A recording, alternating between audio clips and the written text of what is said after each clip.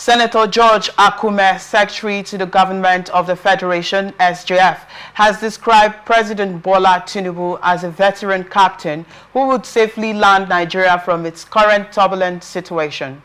He said this when the management of the news agency of Nigeria, NAN, visited him on Wednesday in Abuja. The SGF described the state of Nigeria that Tinubu met as a situation being witnessed by a pilot who took off in the turbulent weather. He added that such a pilot must be an experienced type for safer landings, adding that there's indeed a lot of turbulent situations in the country. Tinubu's government is like a plane that takes off in turbulent weather, but when a plane takes off in turbulent weather, it's not easy to control.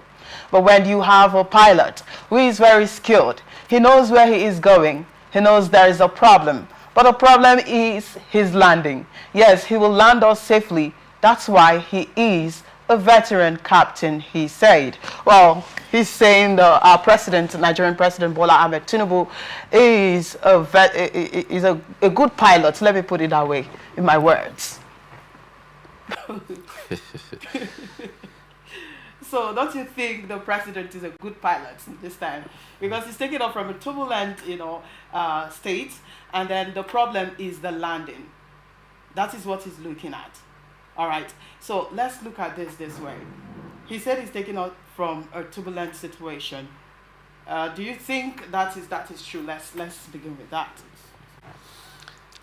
I want to start by saying that no good pilot takes off a plane when the weather is turbulent. Okay. Because if you take off your plane as a pilot, I have been in flights when the weather became so bad and the flight couldn't move. So I am aware also that no pilot would want to risk the life of passengers. Of course. So Mr. President and the presidency taking off the Nigerian plane or the ship of state now when the weather is turbulent should be discouraged. We don't want Mr. President to take off our Nigerian plane as the weather is turbulent. We want him to be patient. And how will he achieve this? He will achieve this simply by, resolving the PMS issues. This is the major concern as it is now.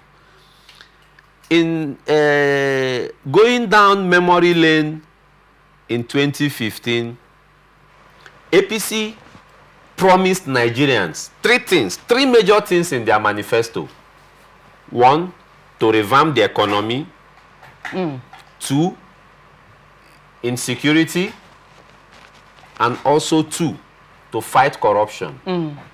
That was the message of change the APC government, gave out to Nigerians. And that message sunk into the head of Nigerians and they voted out the government. But as it is today, the promises, none have been kept.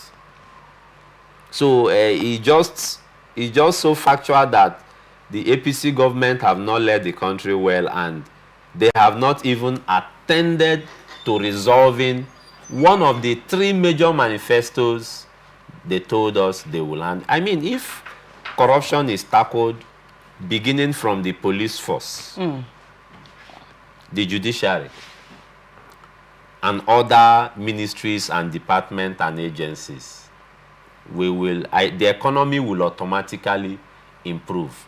But the economy they assured they are going to revamp is today dying. And Mr. President did a magic. He was a magician in Lagos. Nigerians are expecting that magic now. We want that magic. We want a better economy. The fuel system, the president should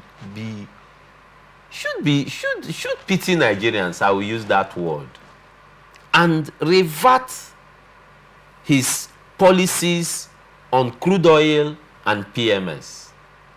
This is the major factor. He said he doesn't have power to that. Why? That it's been determined by the market force. No.